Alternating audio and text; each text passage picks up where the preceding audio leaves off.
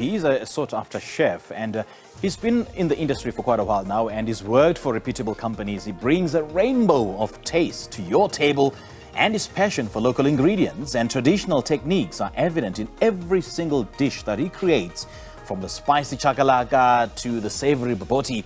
He's been recently voted in as a board member of the South African Chef Association. Chef Mahlomola joins us now in studio to tell us more about his culinary journey and the recent highlight of his career. Chef, a very good morning. Thank you so much for joining us. Welcome. Very good. Thanks, and yourself. Good to have you on the show. Yes, thank you very much. Tell us about your culinary journey, where you all started to where you are today. It started many years ago when I was very young. I always loved cooking and I had a passion of cooking. I'm from a family of 7 boys and my father was a foodie. So he influenced the cooking because I remember... So he taught you or he just influenced you? He influenced because I remember on Sundays we will cook 7 color Sunday. So yes. I end up loving cooking. So I've been a chef for almost 25 years now. Wow. And 7 years I've spent overseas. So I trained Westminster Kingsway College, same schools as Jamie Oliver.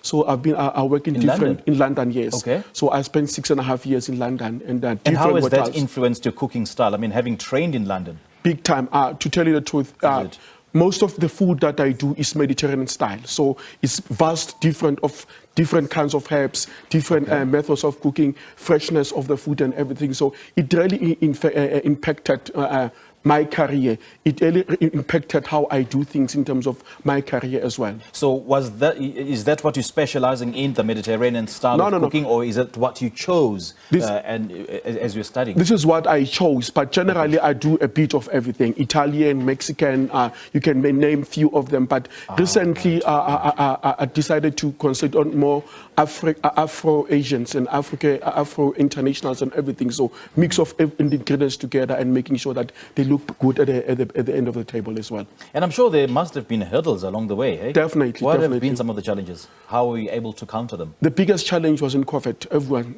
obviously, it affected no clients. No one is ordering the food. But what I did is that instead of me sitting down in my house, I decided to open my kitchen, and I turned my kitchen into a soup kitchen. So I served almost 6,000 meals over COVID, during COVID time. So I'll go to Lufering, just an area next to my house, big pots of soup. I'll do some biryani and everything just to serve the kids in that. So it really, I also believe in giving back to the community. So it really, but now I've learned a lot that is so important to impact and make the life as well. Yeah, so that's what keeps me going as well. And then your biggest highlights? The biggest highlights now, as I'm talking to you, last month I've been voted in as a board member of South African Chef Association. So I'll be serving in the South African Chef Association. Not even South African Chef. The other one is Chain de Rochesse. It's a gastronomic movement from Paris. That's where I serve in the board as well. So the most important thing that makes me good now is that I'm also assessor. So I train a lot of young chefs. So there's 2 colleges that I work with, and I'm in Carltonville, whereby I teach young upcoming chefs.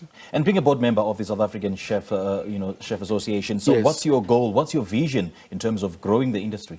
So if I can tell you, the industry is oversaturated as I speak to you now, and there is a lot of challenges. So the biggest thing that I want to do is that we need transformation. We need to see our people leading the industry. We need to see our people taking control. What's the current status quo? I mean, if you talk about we need transformation, what's the current status quo? Where are we in terms of that? In terms of that, we are really getting there. But if I've done a research very well, you know, in the management, we still have other white folks who are leading the industry.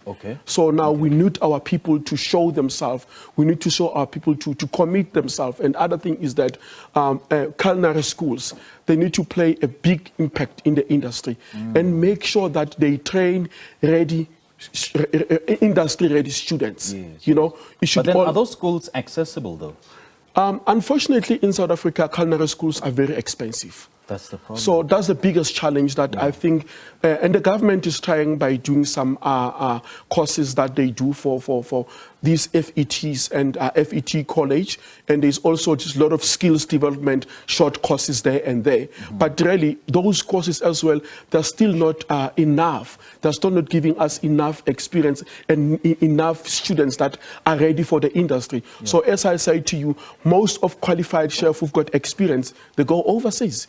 We lose a lot of people in our country, and if you can check as well the salaries that people get. So there's a lot of things that I always say to the chefs that are surrounded with. We need to create like sort of like a table where chefs will talk. We talk about the challenges. As I speak to you now, we are facing the highest food cost. The food is so high. So now, if you don't do your food cost right and you charge clients will start complaining and say, oh, you are too expensive. But they don't understand that the economy is declining. Yes. And as the economy is declining, it's also affecting us as small businesses. To put the food are too expensive. To put a small plate of food in the table, compared to 2 years back, it's almost like tripled. You know, it's too high. But now, having other chefs in the industry talking on the table and talking about the challenges, that's what is going to make the industry work better, and starting to work together and start collaborating as industry. All chefs, good chefs, SACA, with South African Chef Association, represent all the cooks, represent all the caterers, and also represent all the qualified chefs. So it's all the vast knowledge. They represent all the things. We're out of time, unfortunately, but I can't help not seeing what's in here. Yes. So what do we have here? Just briefly. Oh, definitely.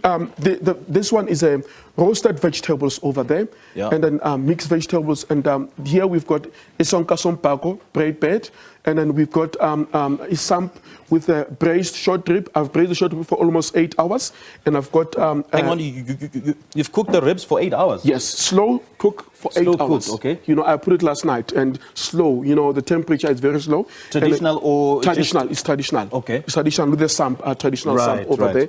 And I've got butternut, chickpea, and spinach curry. We're serving with steamed basmati rice. Okay. So over here, we've got coconut goujon. What's that? Coconut fish goujons. Goujons? Yes, fish goujons. Fish goujon? Is it made of fish? It's made of fish. It's like strips. Okay. So it's goujons. Like fillets? That's, you take the fillet and you strip it nicely and you turn it into goujons. Okay. So small, nice, identical, and then you put it, I normally dip it with a coconut. Okay. And I've got sauces there, homemade peri-peri sauce over there. I've got tartar sauce and I've got sweet chili sauce. And also, there is noodles there. Noodles, we're serving the noodles with rib eye. Okay. Rib eye steak. Is this the same one we're looking at here? here? It's the same what you're looking here as well. And how do you get your basmati to be this fluffy? There's a secret. There's a secret of cooking basmati. Yeah. Most of people don't get it right. Are you going to leave us with the secret? I'll give you the secret. Okay. You don't have to boil it for a long time. Okay. You boil it for about 20 minutes. You strain the water. You leave a little bit of water. You cover your pot and let it simmer slowly. So you don't have to put a lot of water inside. Just a half a cup of water. I say papa, it doesn't. No, it doesn't have to. It doesn't. So it will turn pap when you overcook it. So this is us, and I'm also got a restaurant that I'm partnering with a good friend of mine. The name of the restaurant is the Deck and Treetops. We are based in Horton. How are you reachable? Got it. We are reachable there. My socials, Chef Mahlomola, on Facebook.